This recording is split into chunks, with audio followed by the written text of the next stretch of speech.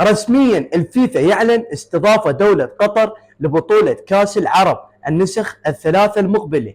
يعني شباب دولة قطر راح تستضاف البطولة 3 نسخ 2025 و2029 و2033 راح تصير كاس العرب بقطر.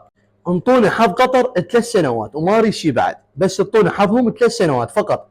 وهسه تعالوا اخوتي الرياضيين جماعه كمال اجسام اللي تحبون كره القدم، تعالوا اليوم جبت لكم مشروب والله العظيم واحد على واحد، واحد عراق. وهسه قبل لا اجرب لكم المشروب خلنا اشرح لكم عليه ثواني حتى تصير عندك معلومه، اكون صادق وياك. احصل على دفعه حيويه مع مشروب الطاقه ام 4.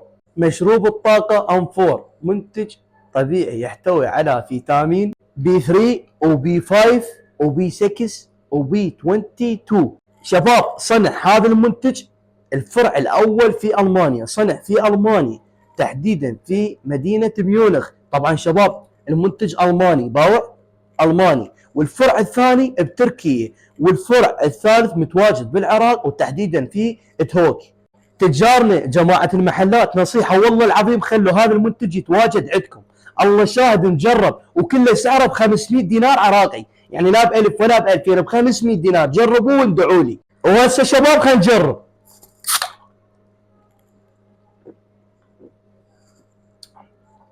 والحسين يموت، اللي ما جربه عمره خساره والله العظيم. فنصيحه جربوه والله العظيم. 500 دينار شنو لمونتها؟ ما تقول لي اشتري لي كرتون كامل واضمه بالبيت واشرب بيه. غير طاقه حيويه وطبيعيه عمي، والله العظيم جربوه شباب، جربوه وادعوا لي.